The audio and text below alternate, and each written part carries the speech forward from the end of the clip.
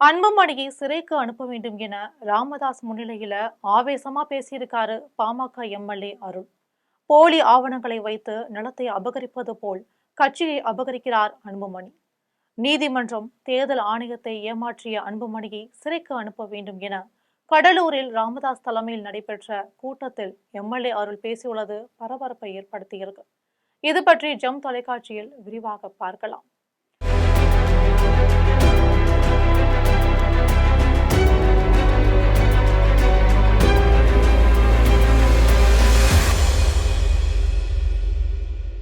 பாமகவில் ராமதாஸ் அன்புமணி இடையே அதிகார மோதல் நடந்து வரும் நிலையில் பாமக நிறுவனர் ராமதாசுக்கு தேர்தல் ஆணையம் ஒரு கடிதம் அனுப்பிச்சு.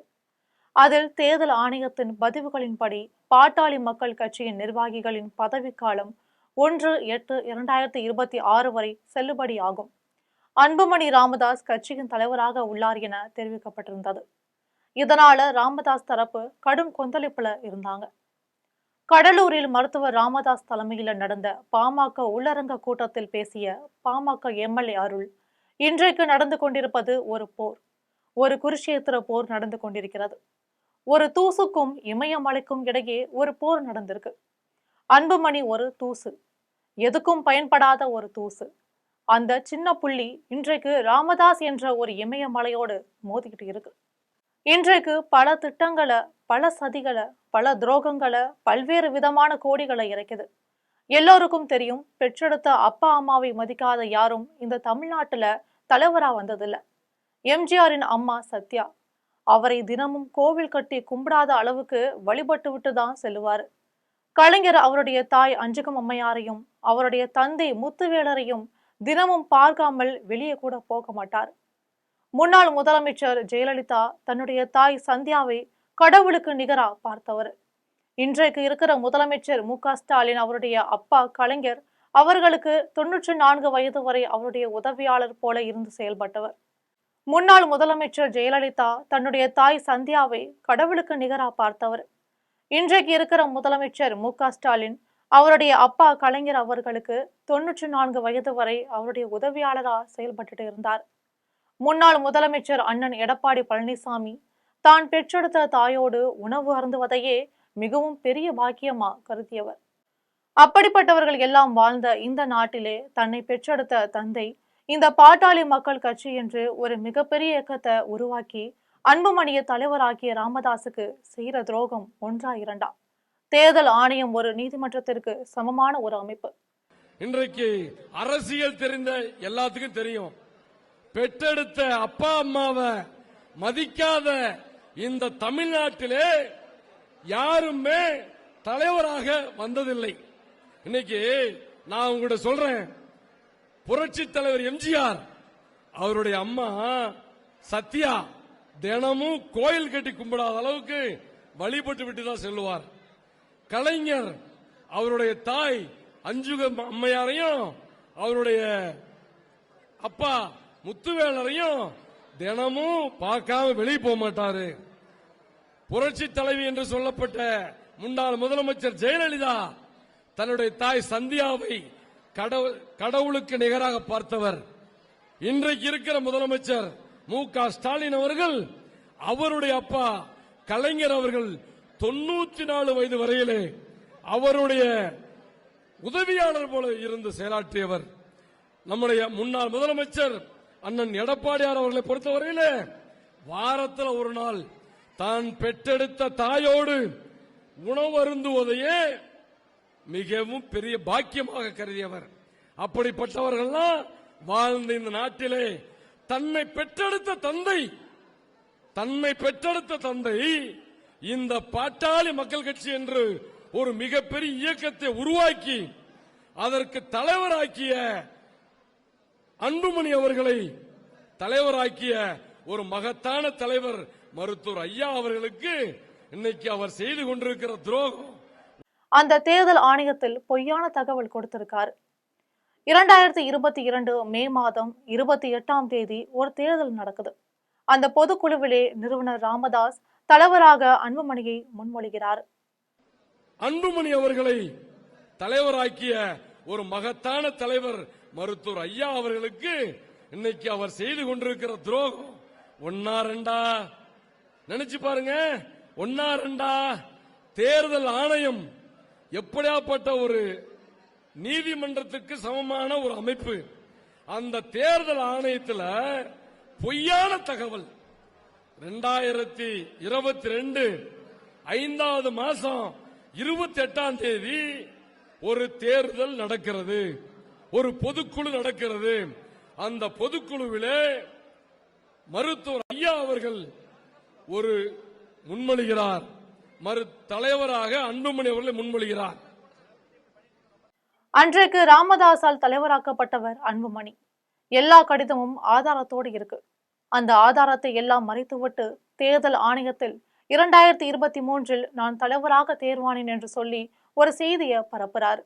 நீதிமன்றத்திற்கு நிகரான தேர்தல் ஆணையத்தை ஏமாற்றிய அன்புமணி மீது மருத்துவர் ஐயாவும் செயல் தலைவர் அக்காவும் நீதிமன்றத்தில் வழக்கு தொடரணும். நீதிமன்றத்தை அவமதித்த அன்புமணியை சிறையில் அடைக்கணும். இந்த கடலூர் மண் ராமதாசுடைய கோட்டை. புயலுக்கும் பணியாது, புனலுக்கும் பணியாது. நான் ஐயாவிடம் சொல்றேன், நீங்கள் நீதிமன்றத்தை ஏமாற்றிய அன்புமணி மீது வழக்கு தொடரணும். போலி பத்திரம் மூலம் நிலத்தை பிடுங்குவதை பார்த்திருக்கோம். இது நீங்கள் 46 ஆண்டு காலம் உழைத்து உருவாக்கிய கட்சி. நிலத்தை அபகரிப்பது போல் கட்சியை அபகரிக்கிறார் அன்புமணின்னு பேசியிருக்காரு. மருத்துவர் ஐயா அவர்களாலே தலைவராக்கப்பட்ட அன்புமணி எல்லா கடிதமும் ஆதாரத்தோடு இருக்கிறது. அந்த ஆதாரத்தெல்லாம் மறைச்சிட்டு நீதிமன்றத்திலே ஒரு செய்தியை சொல்லுகிறார். நீதிமன்றத்துக்கு இணையான தேர்தல் ஆணையத்திலே என்னன்னு 2023 தான் நான் தேர்வானேன்னு சொல்லி ஒரு செய்தியை கொடுக்கிறார். எவ்வளவு அப்பட்டமான பொய்யே இது!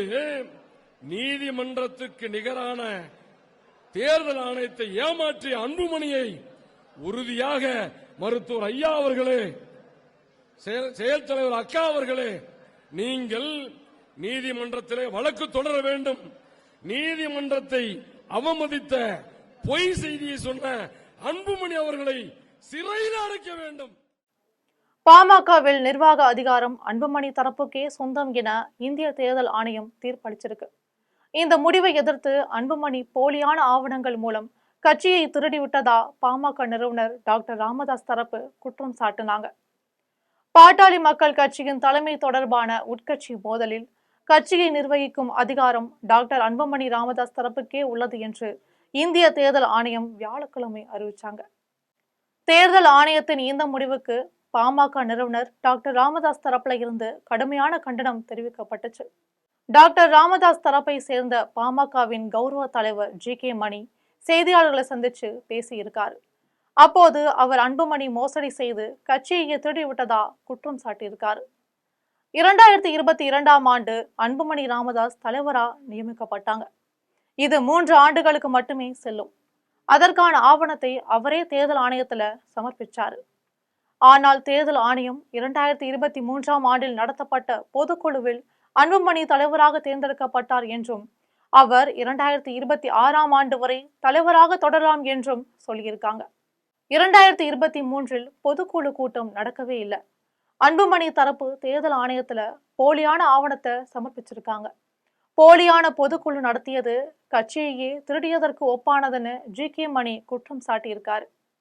அன்புமணி தலைவர் இல்லை என்று நிறுவனர் டாக்டர் ராமதாஸ் அளித்த மனுவை தேர்தல் ஆணையம் நிராகரிச்சிருக்கு. மாறாக அன்புமணி தரப்பு கொடுத்த போலியான ஆவணத்தின் அடிப்படையில அவருக்கே அதிகாரம் இருப்பதா தேர்தல் ஆணையம் சொல்லியிருக்காங்க. தேர்தல் ஆணையம் அன்புமணியுடன் சேர்ந்து அவருக்கு சாதகமா நடந்திருக்கு. இது மிகப்பெரிய மோசடி. தேர்தல் ஆணையத்தில் எங்கோ முறைகேடு நடந்திருப்பதா தெரியுது. தேர்தல் ஆணையம் செய்திருப்பது ஜனநாயக படுகொலைன்னு ஜி.கே. மணி விமர்சிச்சிருக்காரு. இந்த மோசடியை கண்டித்து டெல்லியில் தலைமை தேர்தல் ஆணையம் முன்பு போராட்டம் நடத்தப்படும்னு ஜி.கே. மணி அறிவிச்சிருக்காரு. அது மிக விரைவில் தேதி சொல்ற மருத்துவரையா நீங்க சொல்லியிருக்காரு. தேர்தல் ஆணையம் முன்பு இந்த மோசடியை கண்டித்து போராட்டம் நடத்தப்படும். அன்புமணி ராமதாஸ் ஒரு ஆண்டுக்கு முன் தேதியிட்டு அந்த பொதுக்குழு நடந்ததாக கூறி தேர்தல் ஆணையத்தில் ஒரு கடிதம் கொடுத்ததாக சொல்றீங்க. ஸோ இது ஒரு கிரிமினல் கேஸ். ஏன் நீங்க இதுவரைக்கும் வழக்கு தொடரவில்லை அவர் மேல? அதாவது தேர்தல் ஆணையத்துக்கிட்ட கடந்த 5 மாதமா நாங்கள் முறையிட்டுக்கிட்டு இருக்கிறோம். இப்படி ஒரு சம்பவம் நடக்குதுன்னு தெரிஞ்ச உடனே தேர்தல் ஆணையத்தை நேரில் வந்து அணுகிறது, கடிதம் எழுதுறது கொடுத்துக்கிட்டு இருக்கிறோம். அப்போ என்ன சொன்னாங்கன்னா, நீங்கள் கொடுத்ததில் நியாயம் இருக்குது, சரியாக இருக்குதுன்னு சொன்னாங்க. அப்புறம் இப்போ கடந்த ஒரு வாரமாக பீகார் தேர்தல் முடிஞ்சிட்டு போடுறோம், பீகார் தேர்தல் முடிஞ்ச உடனே வாங்கினாங்க. அப்புறம் எஸ்ஐஆர் பிரச்சனை இருக்குது, இது முடிஞ்ச உடனே செய்வோன்னு சொன்னாங்க. நாங்கள் ரொம்ப நம்பிக்கையாக இருந்தோம். இன்றைக்கி பார்த்தீங்கன்னா திடீர்னு ஒரு கடிதத்தை கொடுக்குறாங்க. சார், சட்ட ரீதியாக இது தொடர்பாக இதை அணுக போறீங்களா? ஏன்னா இவ்வளோ பெரிய மோசடி நடந்திருக்கு, பொது வழியில் நடந்த ஒரு பொதுக்குழுவே மாற்றி இருக்கிறாங்க. இது தொடர்பாக சட்ட ரீதியாக நடவடிக்கை இல்லை, சட்ட ரீதியாகவும் நடவடிக்கை எடுக்கப்படும், ஜனநாயக ரீதியாகவும் போராட்ட வாயிலாகவும் இதை மேற்கொள்ள போகிறோம். இந்த ஆவணங்களை அவங்களுக்கு கொடுக்குறோம். தேர்தல் ஆணையம் அன்புமணிக்கு சாதகமாக ஒரு முடிவை எடுப்பதற்கு என்ன காரணம்? யாராவது அழுத்தம் கொடுத்து தேர்தல் ஆணையத்தை டாக்டர் ராமதாஸ் எதிராக முடிவெடுப்பதற்கு தேர்தல் ஆணையத்திற்கு அழுத்தம் கொடுக்கப்பட்டிருக்கிறது அப்படின்னு மணி சொல்றீங்க? தேர்தல் ஆணையத்தில் ஏதாவது முறைகேடு இருந்து நடந்திருக்குன்னு நம்புகிறோம். தேர்தல் ஆணையத்தில் யார் முறைகேடு பண்ணாங்க, எப்படி முறைகேடு நடந்துச்சுன்னு தெரியல. மொத்தத்தில் முறைகேடு நடந்திருக்கு, மோசடி நடந்திருக்குது. இல்லை எப்படின்னு தெரியல, பார்த்தா தான் தெரியும். எனக்கு முறைகேடு பண்ண சொல்லியிருக்காங்களா இல்லை யாராவது அழுத்தம் கொடுத்து என்ன மாதிரின்னு தெரியல மொத்தத்தில். ஏன்னா தெரியாமல் ஒரு வார்த்தையை நம்ம தவறாக சொல்லிடக்கூடாது. ஆனால் இப்போ நாங்கள் 5 மாதமாக நடக்கிறோம். நாங்கள் கொடுத்த தாள் ஆவணங்கள்லாம் பார்த்துட்டு நீங்கள் சரியாக இருக்குது, உங்களுக்கு நியாயம் கிடைக்குன்னு சொல்லிட்டு இருந்தாங்க. ஆனால் திடீர்னு பார்த்தா இவ்வளோ. அப்போ ஏதாவது மோசடி நடந்திருக்கு, என்ன மோசடின்னு தெரியல. இந்த மோசடிங்கிறது மட்டும் தெரியுது. ஏன்னா இப்படி உத்தரவு போட்டதனுடைய நோக்கம் மோசடி தானே.